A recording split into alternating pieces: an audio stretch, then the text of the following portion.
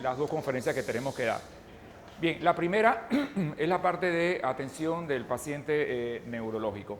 Tenemos como objetivos en los siguientes minutos los siguientes. Uno, revisar los principios de la lesión cerebral y qué mecanismos hacen que, por una parte, se produzca la lesión y se perpetúe. Primer concepto, la lesión cerebral tiene un componente primario y tiene un componente secundario.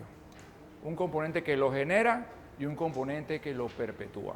Desde ahorita les digo que mucha de la idea de esto es, uno, identificar cuál es la lesión inicial y evitar en lo posible que se perpetúe. Ese es el primer objetivo de esto. Segundo, aplicar los conceptos de qué ocurre cuando sube la presión dentro de la cabeza. El aumento de la presión intracraneal es uno de los eventos más importantes para detectar y por ende también de controlar. Miren, hay como una sinonimia entre lo que es, como un círculo, entre lo que es aumento de la presión intracraneal y la generación de isquemia, que puede ir de una vía a la otra.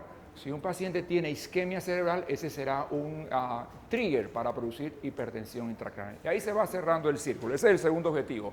Tercero, ¿qué datos clínicos o qué manera en cuanto a algunas escalas nos permiten detectar qué paciente está en alto riesgo de y que se va deteriorando?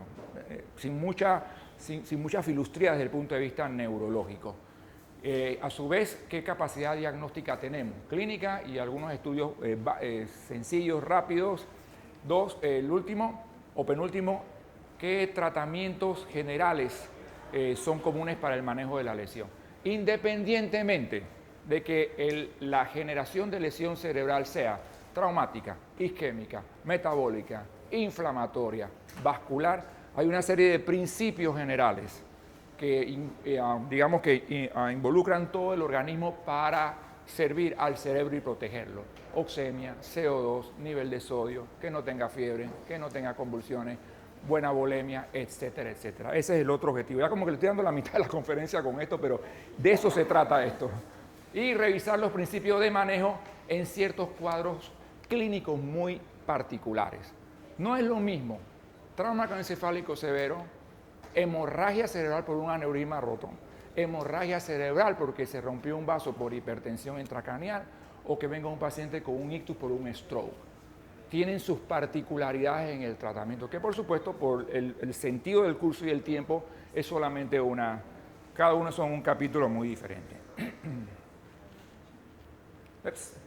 Entonces el primer caso es un joven típico de trauma craneoencefálico, de una persona joven que se cae, tiene en una bicicleta, pierde la conciencia en un periodo muy corto. Mucho cuidado con esto de que la persona pierde el conocimiento y luego se recupera. Ese es el típico ejemplo del paciente que trauma, despierta y muere. Muy típico, por ejemplo, de los hematomas epidurales o hematomas, más que todo epidurales porque es ruptura de una arteria. Luego de recuperar el conocimiento en ese cortito tiempo, se levanta y camina. Respuestas lentas. Y la otra cosa que puede también dar una falsa sensación de seguridad es que mueve los brazos. No tiene ningún déficit motor y a los 30 minutos pasa lo que se empieza a deprimir. Aquí quiero adelantar la importancia de una evaluación objetiva al inicio. Escala de Glasgow. Recuérdenla, no tienen que aprendérsela de memoria, pero existe la escala de Glasgow. Ayuda muchísimo porque uno puede decir en las primeras dos líneas de este caso que el paciente tiene un Glasgow de 14 y 2 horas después, 3 horas después, tiene un Glasgow de 8. Entonces es muy importante tener esa evaluación clínica. Entonces el mensaje de esto es que tenemos que evaluar la escala de Glasgow y nos permite tener un lenguaje común. El médico que estaba en la policlínica de San Miguelito, el paciente lo recibe allá, lo manda con Glasgow de 12 y cuando usted lo recibe en otra facilidad, tiene un Glasgow de 10. Cuando el Glasgow baja 2 puntos o más, mucho cuidado. Cuando el Glasgow tiene 8 o menos, es coma. Y nos alerta para decir a qué paciente hay que proteger la vía aérea. Entonces, por favor, tratemos de hacer el esfuerzo de unificar la información con la cual mandamos un paciente. Términos muy ambiguos, de como que lo veo un poco somnoliento, no lo veo muy bien, lo veo raro, no ayuda en nada para el manejo de estos pacientes. ¿Qué tipo de lesión cerebral primaria tiene este paciente? Pues una lesión por trauma. Bueno, me había adelantado un poquito. Estos son los mecanismos de lesión primaria. Aquí se los muestro, ya se los mencioné. Y bueno, en esta tomografía se ve una colección, un hematoma, y que lo que llama la atención también es que hay edema cerebral. Este es el ventrículo y está borrado, y hay un poco de desviación de la línea media. O sea, este paciente tiene hipertensión intracraneal. Clínicamente tiene sus datos, pero también entonces la imagen tomográfica, una tomografía que en casos de trauma, una tomografía simple de cerebro nos sirve, ¿no? Y podemos ver entonces la colección, desviación de la línea media, edema cerebral. Ahí está el hematoma. Creo que el caso seguía, ¿verdad? A ver.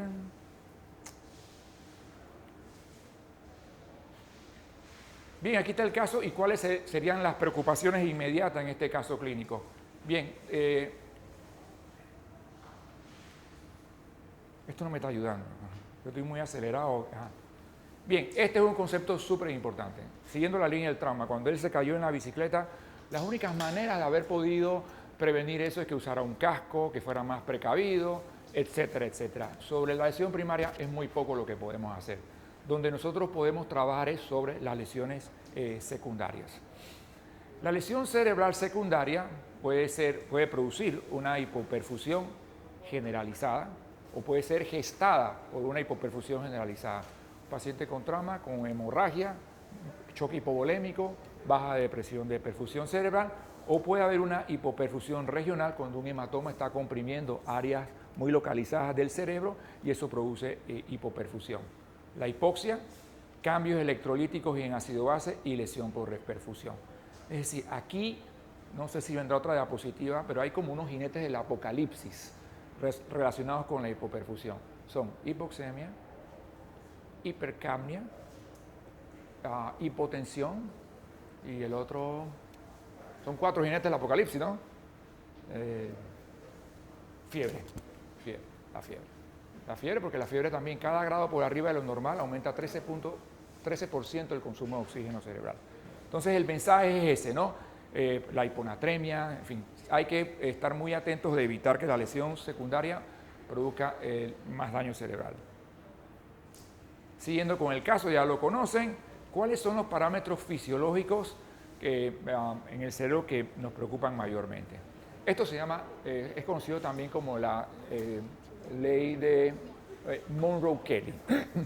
Monroe-Kelly dice que dentro del cráneo, que es un casco, hay 3 elementos: parénquima cerebral, líquido cefalorraquídeo y componente sanguíneo.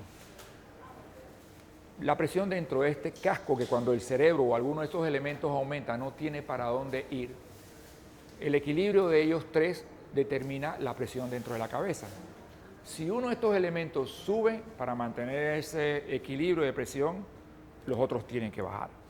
Entonces ahí es donde se pierde, por ejemplo, cuando un gran hematoma produce el aumento del parénquima cerebral, la mayoría de veces, si es muy rápido y es muy grande, es poco lo que puede hacer bajar el flujo sanguíneo cerebral para compensar eso. Entonces nosotros vemos que normalmente existe una relación, aquí están los porcentajes para mantener una presión intracraneal normal. Como observan ahí, el mayor porcentaje de esta relación lo tiene el cerebro, lo tiene el parénquima cerebral.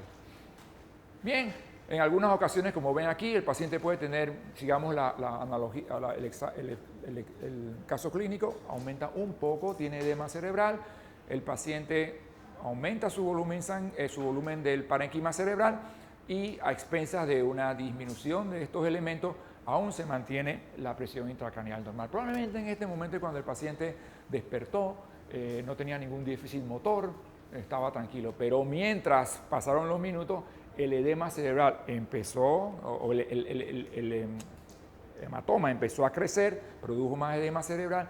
¿Y qué ocurrió? Entonces ya, hematoma epidural, edema cerebral y poca capacidad de compensación produjo una presión intracraneal ya mayor de 20, que es lo normal. Es un número más o menos en la fosa posterior, cuando es 15, porque la fosa posterior es más chiquita y puede estar más apretada. Entonces, la presión intracraneal aumentada produce isquemia, produce... Miren, todos los caminos llevan a Roma, todos los caminos llevan a la isquemia. Entonces, desde el punto de vista práctico y de manejo, tenemos que hacer lo posible por evitar la isquemia. Bien, el otro concepto sumamente importante es lo que es la presión de perfusión cerebral. Eso es un abordaje más fisiológico. Tenemos dos componentes, lo que es la PIC, la presión dentro de la cabeza, y la presión arterial media. La presión intracraneal uno puede evaluarla, por supuesto, clínicamente cuando el paciente se va deteriorando y dependiendo de qué haya tenido. Sin embargo, también puede medirse a través de un sensor dentro de la presión intracraneal. Entonces, como vemos aquí, requiere de un aparato para un sensor que se pone dentro del parénquima cerebral, y la presión de perfusión cerebral es la diferencia entre la presión arterial media y la presión intracraneal. Este es el valor normal.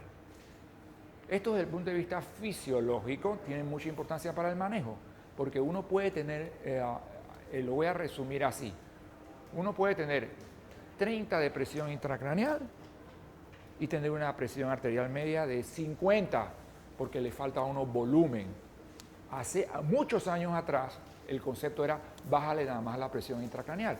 Y entonces se daba medicina manitol y más se depletaba al paciente, más iba para abajo la presión arterial media y la presión intracraneal iba para arriba.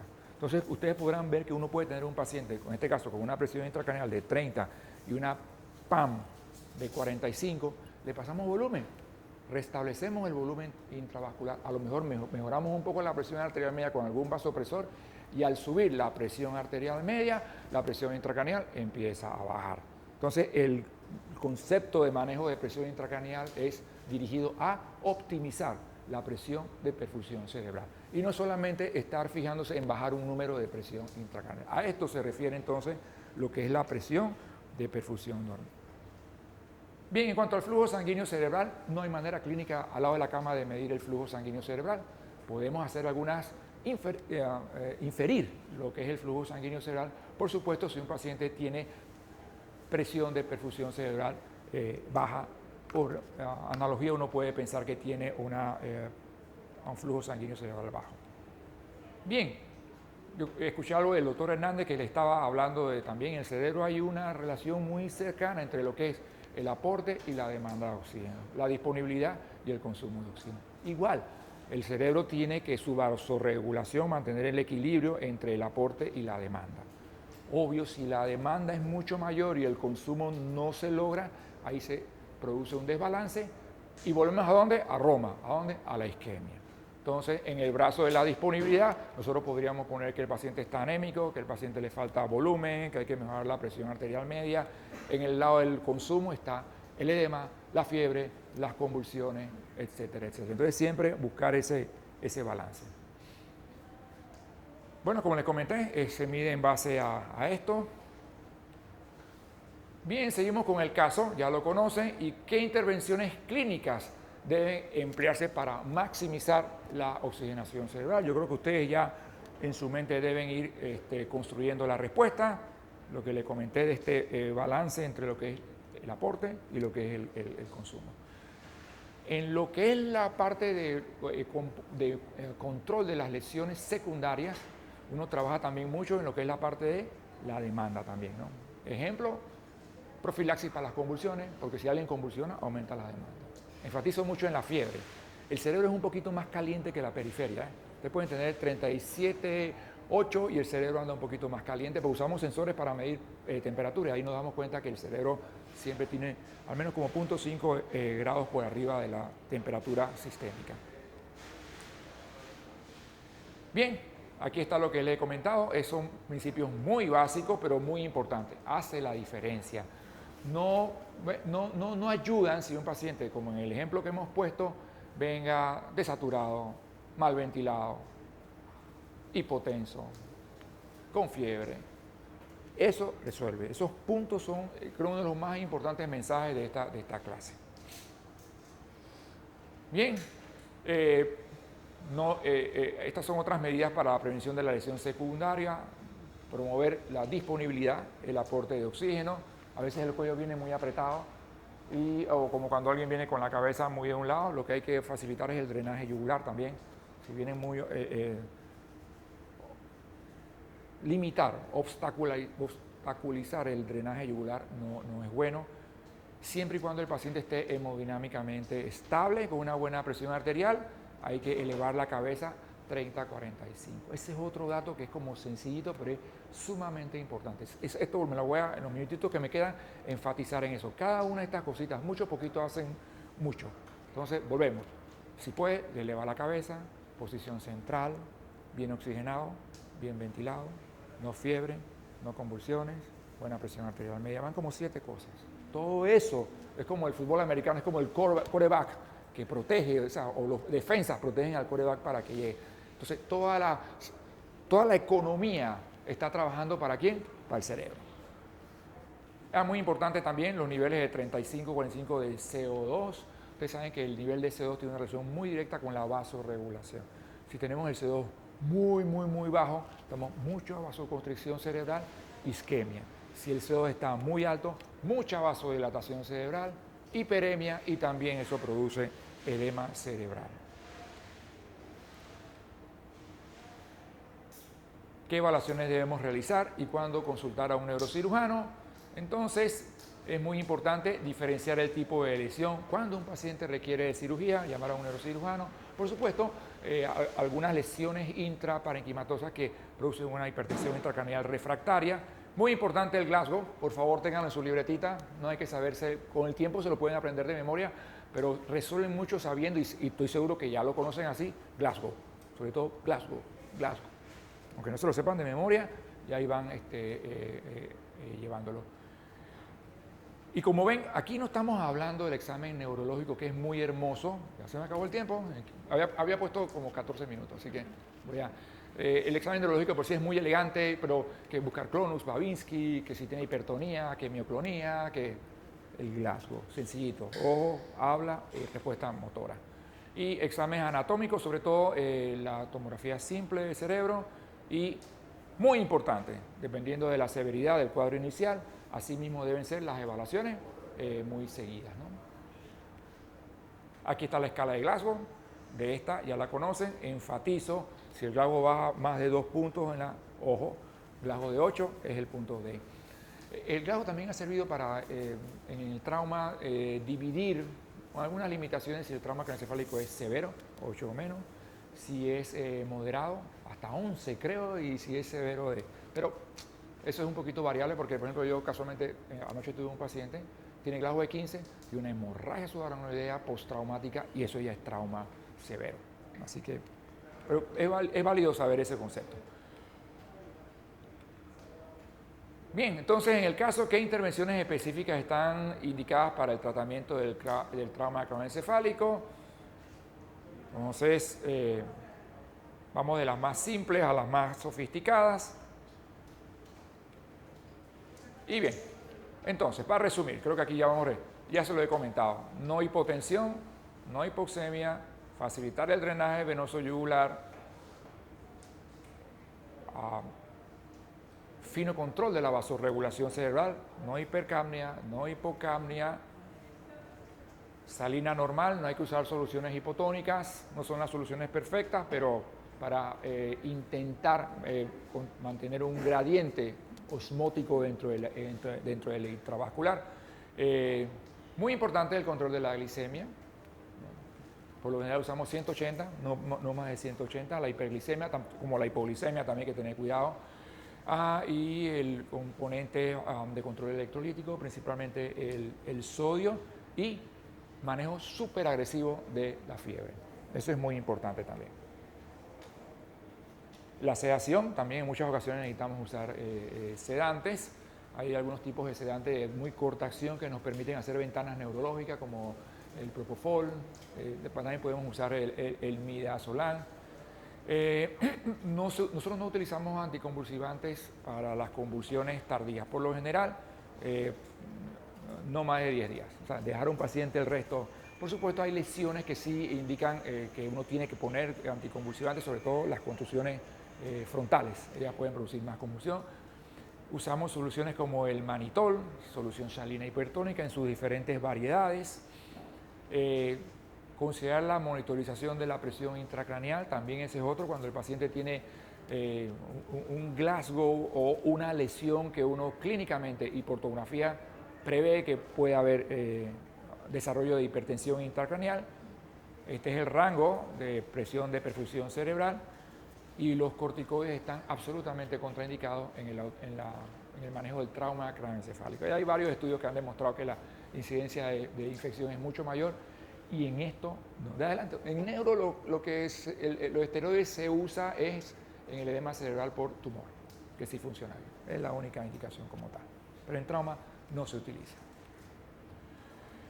Bien, vamos para la otra parte. El paciente 2 es un hombre de 70 años, ya vamos de un joven que anda activo por ahí, ahora vamos a una persona de 70 años, es hipertenso y llega con una hemiparesia del lado izquierdo súbito. Como ven, aquí tiene un hematoma intraparenquimatoso, por supuesto, secundario a hipertensión. Cuando llegó tenía esta presión arterial que yo les muestro aquí. ¿El manejo será diferente para esta lesión cerebral no traumática? En parte sí, no quiero sonar como a Cantinflas, pero en parte sí y en parte no. En parte sí, que muchos de los conceptos iniciales de evitar lesión secundaria siguen válidos. En parte no, porque hay otros objetivos desde el punto de vista de manejo. Y aquí se los voy a mostrar. La pregunta es, ¿se debe tratar la presión arterial? Bueno, en la hemorragia intracerebral, la disminución moderada de la presión arterial es uno de los objetivos. Por supuesto, puede que tanta presión arterial pueda expandir los hematomas. En muchos de estos pacientes se agrega un aspecto medicamentoso. Mucha de esta gente está tomando aspirina, está tomando Plavix, está tomando algún otro medicamento que hace que el sistema de coagulación, la adhesividad plaquetaria esté disminuida y aumente el hematoma. Por lo general podemos administrar alfa o beta bloqueantes o un bloqueador de canales de calcio, como siempre evitar la vasodilatación intracraneal y posiblemente hay que consultar a un neurocirujano. En muchas ocasiones, dependiendo por supuesto del tamaño y del cuadro clínico, algunos de estos hematomas se manejan conservadoramente y manteniendo la presión. ¿Cuánto bajamos la presión? Por lo general es un 15% de la basal. Es la cifra que se baja.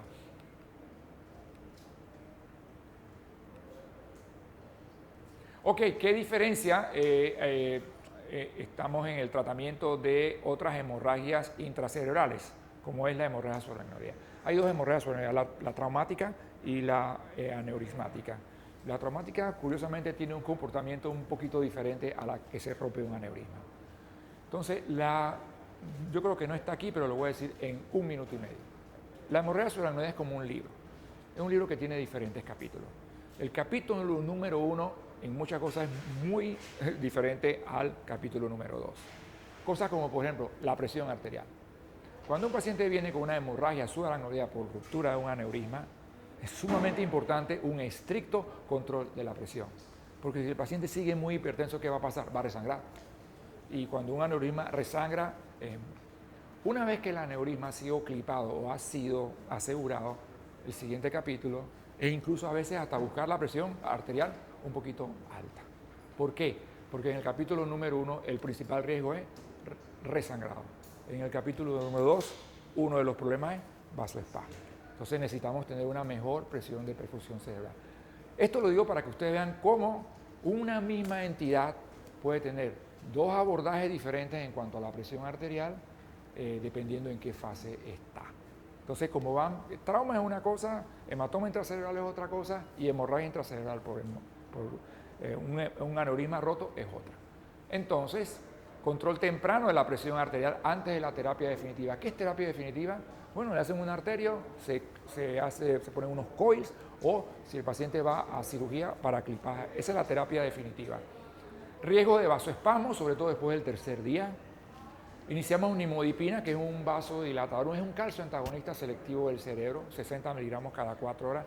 Ha demostrado que disminuye la incidencia de vasoespasmo, que es tan terrible como el sangrado inicial. Mantenerlo euvolémico, mucho ojo con la hiponatremia. Estos pacientes hacen trastornos como secreción inapropiada de hormona antidiurética, síndrome perdedor de sal cerebral, y eso complica un poco más la situación. Y bueno, los coils siempre y cuando se encuentre en la arteriografía que un aneurisma es clipable. Pero todo tiene que ir dirigido a poder conseguir una resolución definitiva del aneurisma. Bien, el otro es el stroke, la trombosis. Eso ha demostrado muchísimo cambio en la funcionalidad de los pacientes. Esto va cambiando de manera muy rápida. Lo importante es que la gente llegue a una facilidad donde se le pueda dar trombolisis en este tiempo. Por supuesto, hay una gran cantidad de estudios que están extendiendo el tiempo. Vamos poco a poco. También se está agregando ahorita la extracción mecánica del coágulo, sobre todo cuando hay oclusiones de lo que se llaman grandes vasos. Entonces, la terapia va avanzando en esto. Como comenté, embolectomía para oclusión de grandes vasos. También se baja la presión arterial en un 15% en 24 horas. Dar aspirina inmediatamente para el efecto antiadhesivo plaquetario. Y aquí no damos la anticoagulación.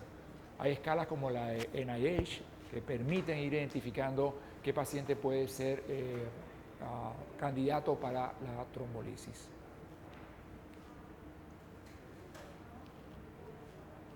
Creo que me pasé una. Bien, y el otro aspecto de neuro es la lesión en la médula espinal. La lesión cervical, sobre todo cuando son lesiones muy altas, al alterar, digamos, el tono simpático, son pacientes que vienen con una variedad de shock, un shock tipo distributivo. Muchas veces se conoce como shock espinal, ¿no?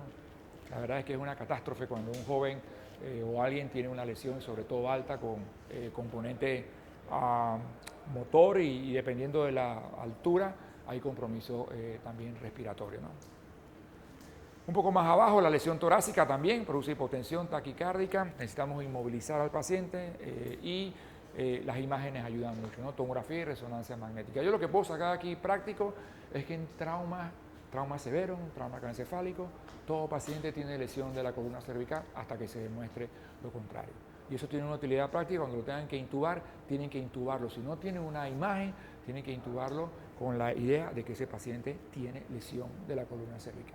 Y la otra práctica, si no tienen tomografía y necesitan tomar una placa de columna simple, que se vea C7, por favor, ¿no? Eso es otro importante porque a veces presumimos que como vemos las primeras no tiene lesión, pero debajo de los tejidos blandos ahí está la lesión y eso puede producir. Ese creo que este es otro mensaje práctico importante. Bien, preguntas. Puntos clave. 1.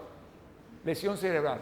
Lesión primaria, muchas veces no podemos hacer nada, donde podemos trabajar muchísimo y efectivamente en la lesión secundaria. Punto 2. Enemigos del cerebro. Hipotensión, baja presión de perfusión cerebral, isquemia, edema y el círculo vicioso. Hipoxia y también la hipercapnia. Optimizar el aporte de oxígeno y los principios de tratamiento de toda lesión cerebral tienen como objetivo eso, evitar la lesión o una lesión secundaria. Como comenté, el manejo de la presión arterial depende de cuál sea la lesión inicial. Creo que el ejemplo más representativo es hemorragia subaracnoidea por aneurisma roto. No hiperventilar de rutina, no bajar la presión intracraneal bajando mucho el CO2. Acuérdense lo que les dije, vasoregulación, vasoconstricción, isquemia.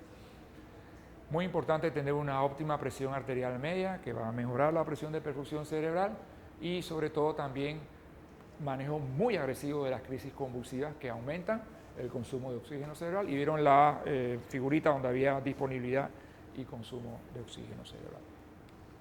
Bien, hemos acabado con la primera. ¿Preguntas?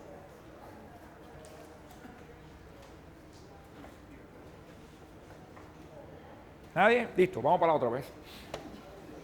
¿Hay la dosis de carga de fenitoína? Sí, hay dosis de carga de... Usualmente, ¿qué vamos a usar? La dosis de carga de fenitoína... No. Nosotros por lo general... Bueno, la verdad es que ya usamos menos la fenitoína. Usamos más que todo quepra, porque la fenitoína tiene mucha... la difenilantoína ha tenido mucho menos... tiene mucho más efectos secundarios. Entonces yo realmente ya tengo mucho tiempo que no uso la fenitoína. Julio, la dosis de carga de fenitoína es que ya usamos quepra. Casi no se usa.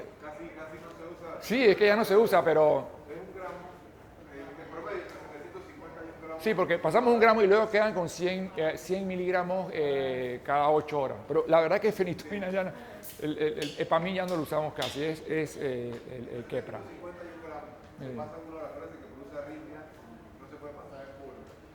Sí. Obviamente está 100 por kilo de peso, pero ahorita la que Sí, es la que. ¿Alguien más vi por ahí que quería preguntar algo? Nadie. Bueno.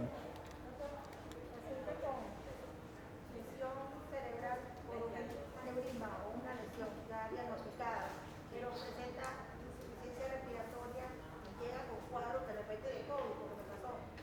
Ese paciente, su prioridad es el soporte ventilatorio. Claro, por supuesto. Pero resulta que también está un poco alérgico porque el cata rojo que se rompió el aneurisma. Sí. Entonces, la recomendación Sí, sí. no pasó. Sí, y volvemos al mismo concepto, independientemente de la lesión traumática, inflamatoria, isquémica, es tener todos estos parámetros sistémicos optimizados. Entonces, si un paciente tiene falla respiratoria por cualquier etiología, está hipoxémico, hipercápnico, hay que compensar eso también. Sí, exacto. Lo importante de esto es evitar una lesión solamente muy enfocada al cerebro, sino de un punto de vista mucho más generalizado y sistémico. Bien, voy a seguir con esta. Esto más que todo es muy conceptual, ¿no? Esto no es como un ACLS en el que puntualmente en 20 minutos, 15 minutos hablar de reanimación, pues así que esto es como una generalización de lo que es esto. Bien, entonces los objetivos de esta clase es identificar qué paciente puede beneficiarse con la reanimación,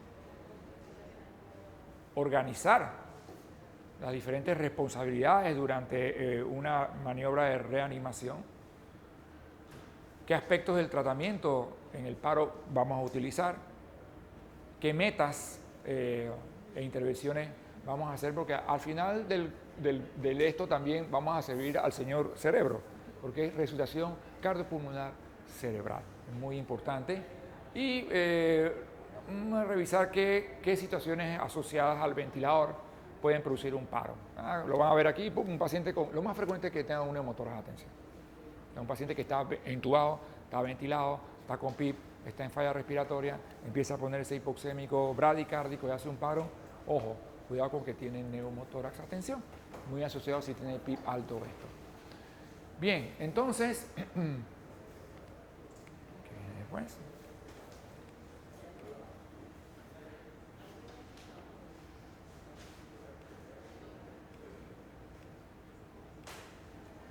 Bien, ¿cuáles son los mejores candidatos para reanimar? Bueno, ¿cuál es el propósito de la reanimación? Caramba, o sea, la reanimación es, digamos, es la resolución de la presentación aguda y hasta cierto punto inesperada de una muerte súbita. Eso es lo que uno hace. Alguien que súbitamente, ya sea presencial o, bueno, porque una gran cantidad de los arrestos cardíacos son en casa y no son presenciables. Otros son cuando llegan a urgencia y otros son intrahospitalarios, ya sea en la sala o en cuidados intensivos. Pero entonces, ese es el propósito de la reanimación, revertir la aparición de muerte súbita. ¿Qué pacientes no sé probable? Bueno, yo creo que ¿qué pacientes probablemente no se beneficien de la reanimación? Bueno, eso es bastante difícil de contestar como tal, porque lo que ocurre es que depende del contexto del paciente. Yo lo que sí creo es que es más difícil que alguien sea poco probable que se recupere si ya venía con alguna condición, digamos, cardiopulmonar con mucha déficit. O sea, alguien que es muy chocado, un shock séptico refractario, un shock cardiogénico refractario, que tiene altas dosis de Levophed y PIB muy alto, si ese paciente presenta paro, es poco probable que se recupere. Igual, un paciente que viene con una situación catastrófica aguda, en shock, aneurisma disecado o roto. Y el otro grupo que también vemos bastantes pacientes que por algún camino han tenido una disminución progresiva de la reserva orgánica. Entonces, gente que, por ejemplo, tiene falla orgánica, falla renal crónica, diabéticos, que están desnutridos, es decir, que han corrido un largo camino de disminución de su reserva orgánica, gente muy mayor. Entonces son situaciones que pueden predecir que un paciente no va a responder. ¿Y cómo sabemos nosotros si a un paciente debe dársele reanimación? Bueno, lo primero que es muy importante y las cosas han ido cambiando es que ya nos encontramos a veces que hay gente que escribe, yo no quiero que me reanimen. A veces hay familiares que debido a que su papá o su abuelito está en una fase terminal, piden que si ocurre algo no se reanime. Y le voy a decir, en algunas ocasiones no le falta razón porque volvemos, son personas que han recorrido un camino y en el cual tienen tanta afección sistémica, tienen tanto daño pulmonar, tanto daño cardíaco, tanto daño orgánico que las posibilidades es que salgan adelante. Pero si nosotros no tenemos nada de eso, no hay nada escrito, no hay nada, no hemos preguntado, tenemos que reanimarlo. En ese aspecto ya entramos a mucho ético, pero yo sí sigo diciendo que nosotros somos quien para ir decidiendo dentro de lo razonable quién sí y quién no. Así que lo que sí es, cuando entran los pacientes graves menos en cuidados intensivos, ya ahora sí, en comparación a hace años, somos muy proactivos en preguntar, cuando vemos la situación, si el familiar desea que no lo reanimemos, que no se intube. Porque también en algunas ocasiones hemos aprendido que ¿para qué lo intubaron si ya estaba muy enfermo, si ya estaba? Entonces, no hay una respuesta como tal. Hay que recurrir mucho al juicio clínico, a un análisis bastante de cómo está la situación. En caso de duda, iniciemos reanimación. No estemos decidiendo en cosas que no. Bien, entonces aquí viene el caso. Anuncian una mujer joven, de 42 años, no es una persona en sala del hospital, se le administra oxígeno y la enfermera intenta canalizarle una vena. ¿Cuáles serían las acciones inmediatas a seguir en esta situación? O sea, nomás tenemos dos datos, 42 años, paro cardíaco en sala, o sea que es un paro intrahospitalario, que eso es una característica muy particular. Les enfatizo, el altísimo porcentaje de gente por las estadísticas hace paro no presenciado en casa. Otro porcentaje lo hace cuando llega al hospital en urgencia y otro intrahospitalario. ¿No se oye? Ah, no. Yo pensaba que estaba gritando. Ok. Entonces,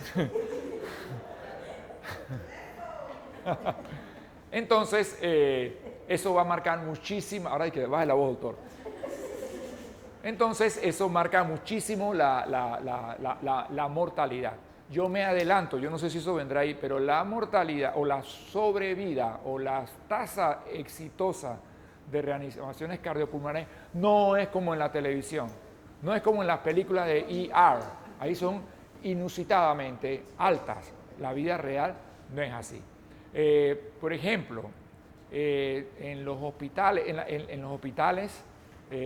la tasa exitosa de reanimación debe ser como un 4% de los pacientes, como 25%, cuidado que menos en los mejores sitios, pero no es como en las películas de que todo el mundo... no, eso no es real. Así es que bueno, bien, una cosa es muy importante, y yo creo que es uno de los mensajes más importantes de esta clase, es que ante el desarrollo de un paro cardíaco, lo primero que hay que hacer es organizarse. Mire, cuando ustedes entran a una sala, a un cuarto, y hay un paciente en arresto cardíaco, y oye a mucha gente gritando, a mucha gente moviéndose de manera desordenada, ustedes pueden percibir de que aquí no saben lo que están haciendo. Porque ustedes pueden entrar a un sitio en CPR y que haya un completo casi silencio. Organización. Y eso es algo muy importante. Es tan importante definir quién es el líder. 2, ese líder, ¿qué asignaciones va a dar? Tú vas a dar el masaje, tú lo vas a suplantar, tú te vas a encargar de los medicamentos, tú te vas a encargar de ir llevando el tiempo de CPR.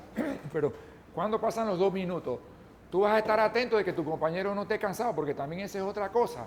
O sea, uno da masaje por 2 minutos, pero hay gente que se cansa y al minuto ya no están dando un masaje adecuado. Entonces, lo importante es dar un masaje adecuado. Entonces, ese es el primer punto, porque si todo el mundo empieza a dar órdenes, todo el mundo empieza, eso va a hacer que el desarrollo de la reanimación cardiopulmonar no sea tan bueno. Entonces, este es un mensaje fundamental.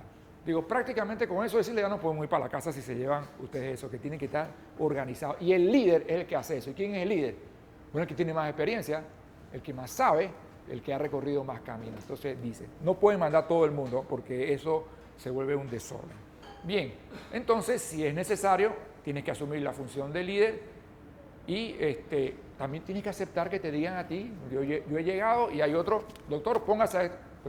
No todo el mundo tiene que ser líder en ese momento.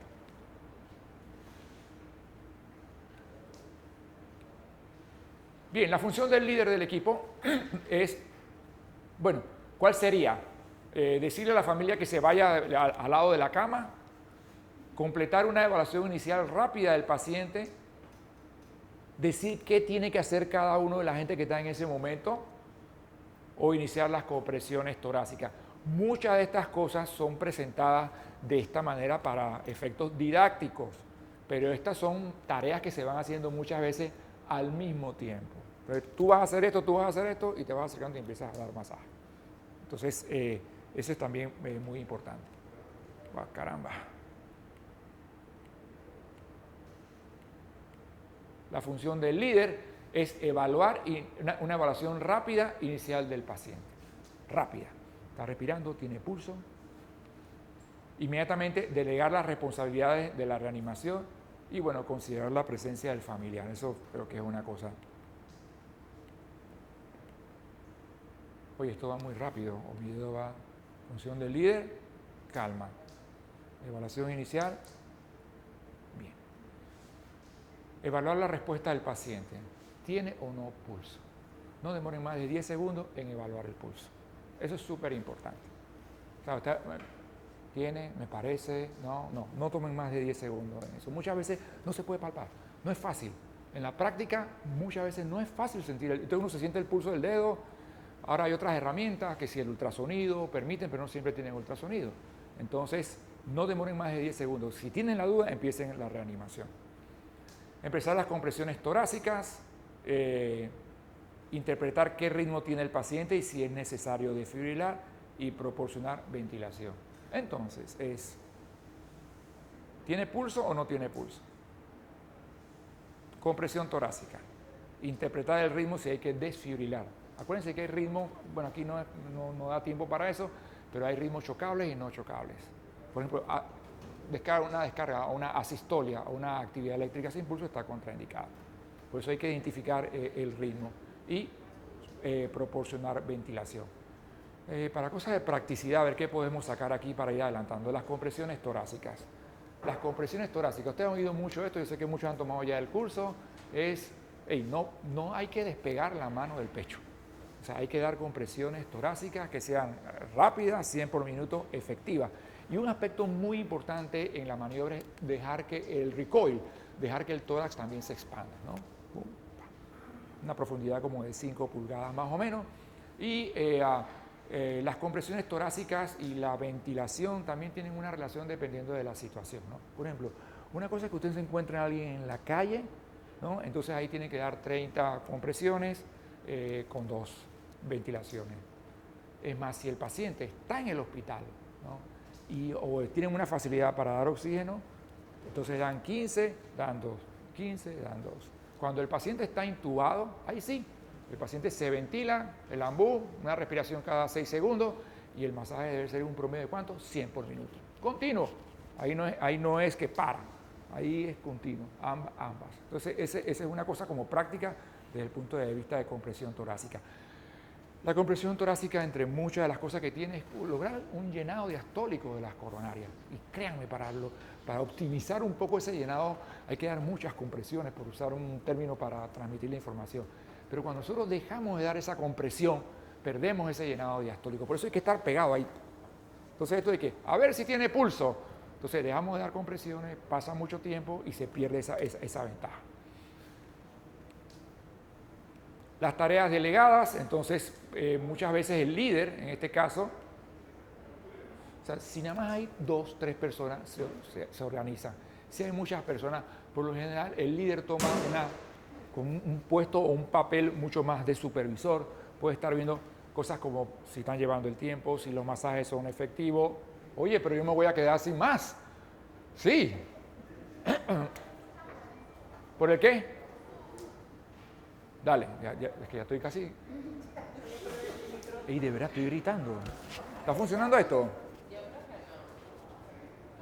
Sí, ¿se oye bien? De verdad que ya estoy casi... Si cuando termina la clase, ustedes me ven y que... No es que estoy bajando el voz, sino que me quedé difónico. Ok, es que para mí es incómodo porque yo no grito. O sea, bien, entonces, bueno, ya comenté de las compresiones torácicas. Es muy importante colocar el monitor para ver qué tipo de ritmo tiene. Es muy importante, incluso si el paro es un ritmo chocable o no chocable, por usar este término. La opción de los desfibriladores, qué tipo de desfibrilador tenemos, esos varían también. Y los joules que le vamos a dar al paciente.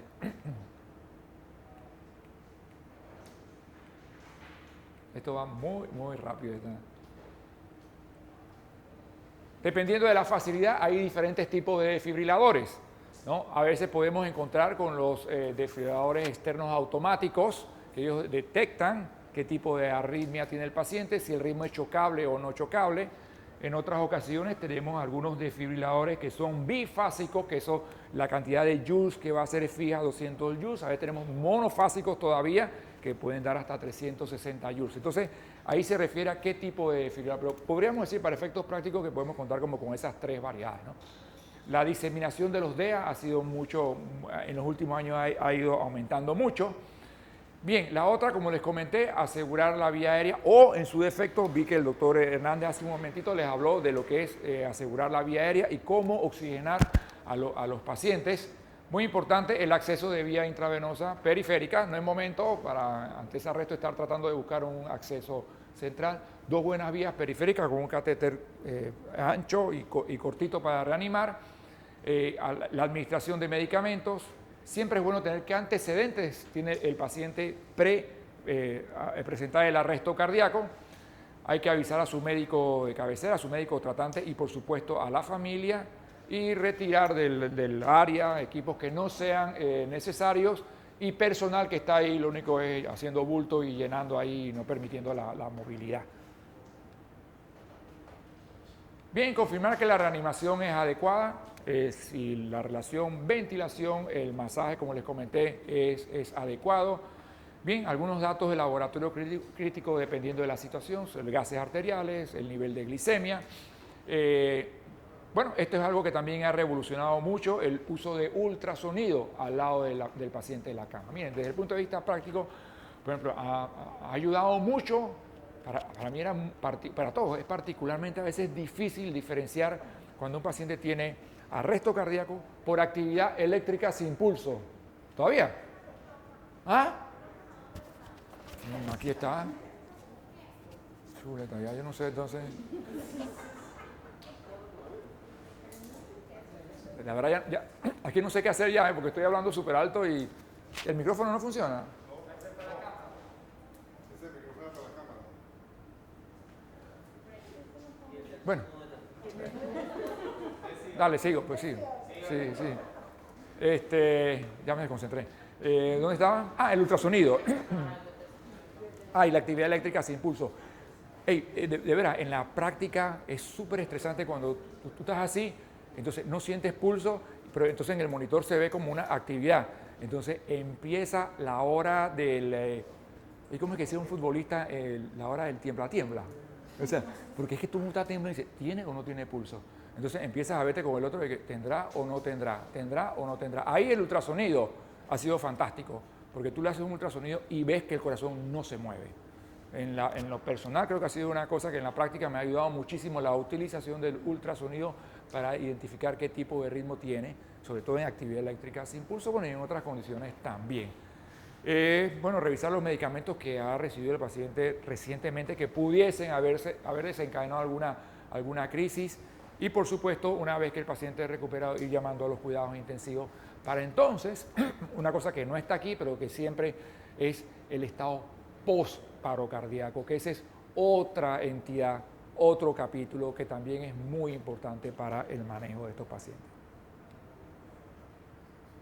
Bueno, hay equipos de mecánicos que se colocan y dan el masaje muy bueno porque tú estás ahí y hacen muy efectivo. El cansancio de los operadores es una cosa que es real y ustedes lo ven, que la gente empieza muy llena y después hay que...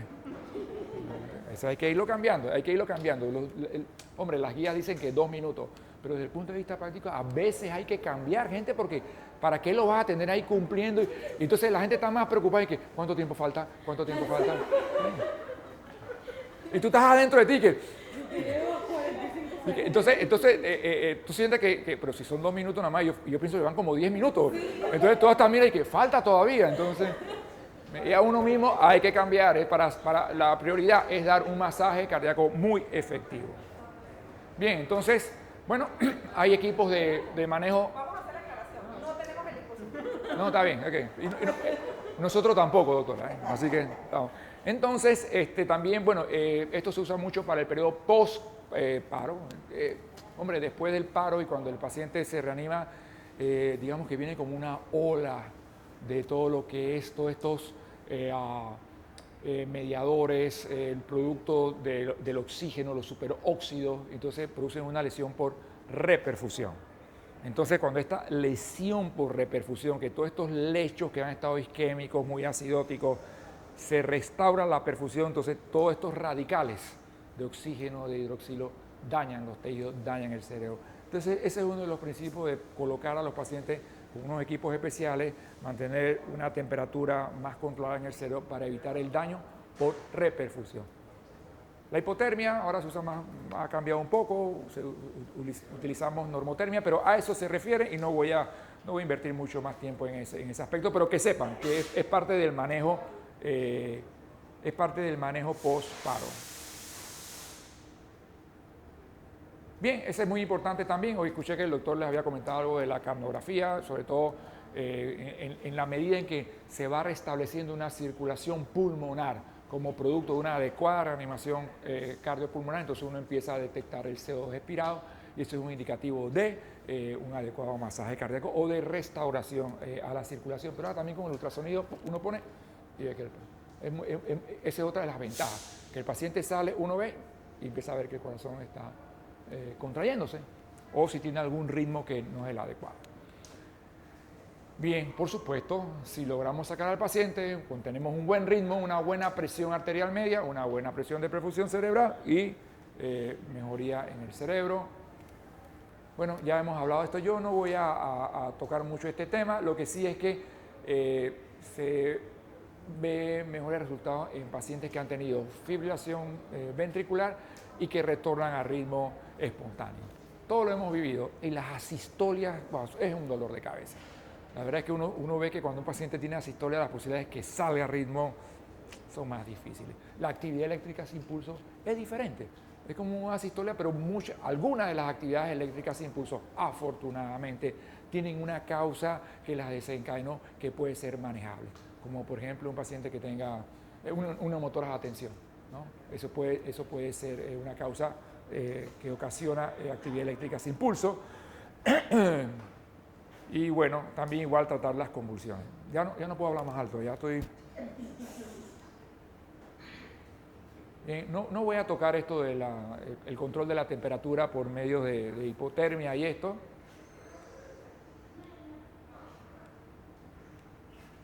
Bien, tenemos el caso 2. El primer caso fue, este es un paciente que está en cuidados intensivos, ¿no? Creo que este está intubado, ventilado mecánicamente, todo está cool, tranquilo, dormidito y de manera súbita te llaman que el paciente está hipoxémico, bradicárdico y muy seguramente también hipotenso. Entonces, vemos que se desaturó a pesar de tener una fracción inspirada de 50%.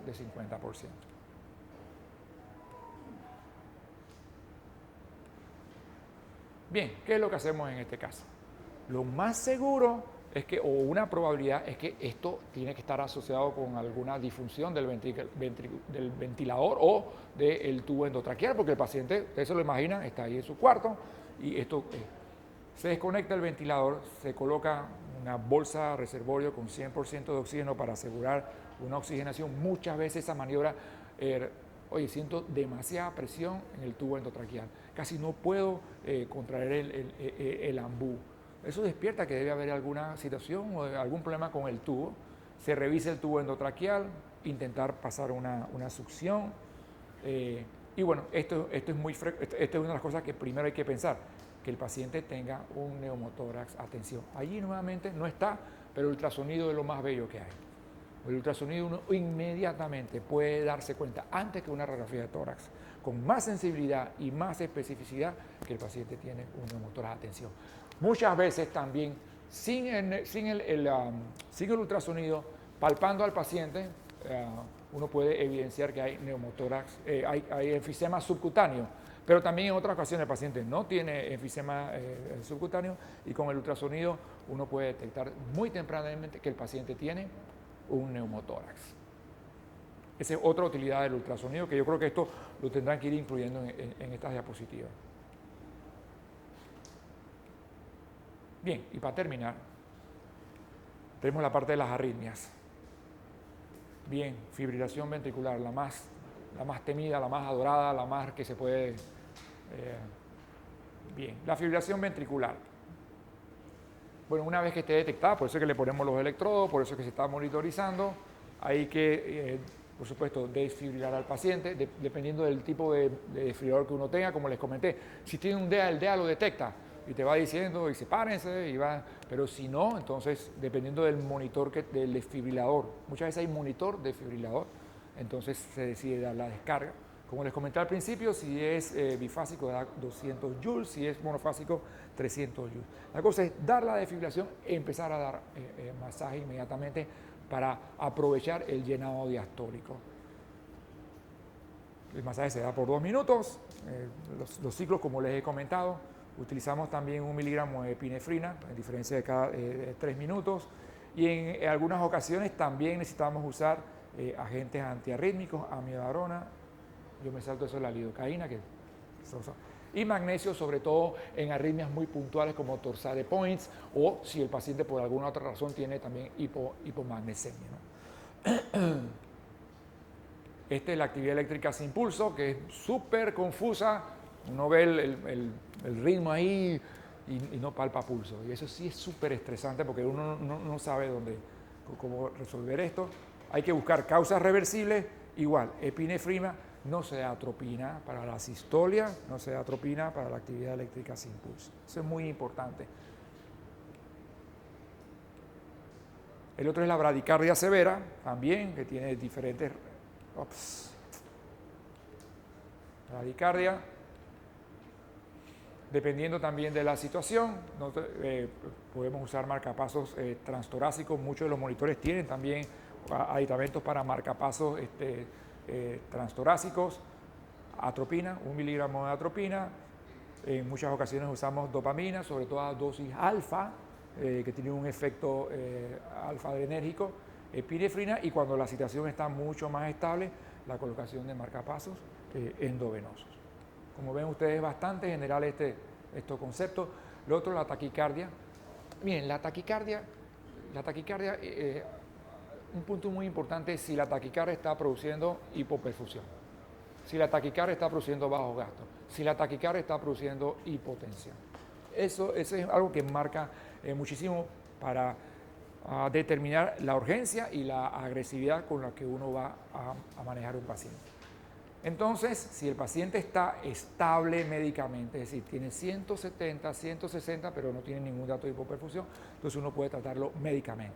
Pero en el momento de que ocurre algún dato de inestabilidad hemodinámica, entonces tenemos que cardiovertir al paciente. Acuérdense que la diferencia entre desfibrilación y cardioversión es que la cardioversión es sincrónica. Entonces, la cantidad de joules que se usa también es variable, ¿no? Porque, por ejemplo, una cosa es que un paciente tenga taquicardia supraventricular porque lo desencadenó un flóter auricular, y bueno, en esos casos puede empezar uno con 50 joules, pero hay otras taquicardias que son mucho más severas, y entonces puedes empezar 50 joules, 100 joules y hasta 200 joules. La cardioversión requiere de menor amperaje, de menor joules en comparación a cuando uno desfibrila, que es asincrónico. Taquicardia estable de complejo estrecho, igual, también ese es otro, esos son los medicamentos que pueden utilizarse, adenosina, beta bloqueadores, la digoxina es un poco más lenta, digamos, y el uso de las maniobras vagales, que también hay que tener mucho cuidado, sobre todo en ciertos grupos de edad, las personas mayores, que uno tenga la sospecha de que tenga alguna placa aterosclerótica, empezar a masajearlo ahí, pues también hay que ser muy cauto en ese aspecto. Bueno, la taquicardia de complejo ancho, ahí hay que llamar a un cardiólogo si ustedes así lo consideran. La amiodarona y el magnesio, como comenté, sobre todo para la torsada de points, y preparar al paciente para la cardioversión. Puntos claves. Hay que estar muy actualizado o estar revisando constantemente. Miren, cuando uno toma, yo nunca olvidaré ese dato y creo que lo revisé hace poco, cuando uno toma el curso de BLS o de ACLS, si no se mantiene constantemente, ellos han estimado que el promedio de olvido o de pérdida del conocimiento, ¿de cuánto tiempo ustedes creen que es? A ver, ¿de cuánto tiempo tú crees que es? 2 días. No, tampoco así. Digo, a menos que tengas un profesor como yo que te dé sueño. Entonces, sí, pero, otro número. 1 año. ¿Cuánto? 3 meses. 3 meses. 3 meses. Por eso hay que estar familiarizado con las guías. Por supuesto, si trabajas en cuidados intensivos, si trabajas en urgencia, vas a estar más. Pero eso no quiere decir que si trabajas en otra facilidad, hay que procurar, porque en el momento que ustedes menos esperan, están enfrentados a esta situación, ¿no?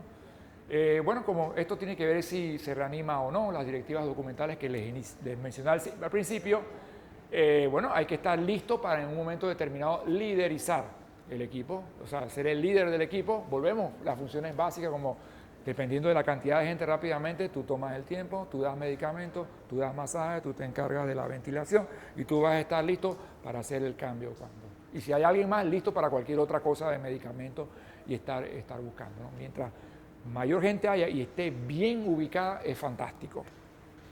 Preparar para optimizar las compresiones torácicas, ya le dije, no quitar las manos del pecho, hay que hacer un buen masaje. Bueno, considerar los eventos con el ventilador, un paciente ventilado en paro, es otra entidad. Y bueno, esto tiene que ver con lo que son los equipos de control de la temperatura, acá se llamaba antes hipotermia, sobre todo en el estado post-paro cardíaco. Una diapositiva más y ya, porque ya no aguanto la voz. Listo, he terminado. Bueno, creo que he sido gentil con ustedes, en tratar de acortar, yo les puedo comprender. Bueno, no sé si tienen alguna pregunta. Ustedes se dan cuenta que sí, por este tipo de curso, este tema tan extenso como reanimación cardiopulmonar está como muy condensado. Es una panorámica, así que por esa razón es que el material está como... Pero en lo que veo que también tiene que ver mucho es con el concepto de liderazgo y de asignación de funciones y cada uno va a profundizar en sus temas. Bueno, no sé si tienen alguna pregunta. Si no tienen pregunta, nos vemos mañana en mi estación de shock. Buenas tardes.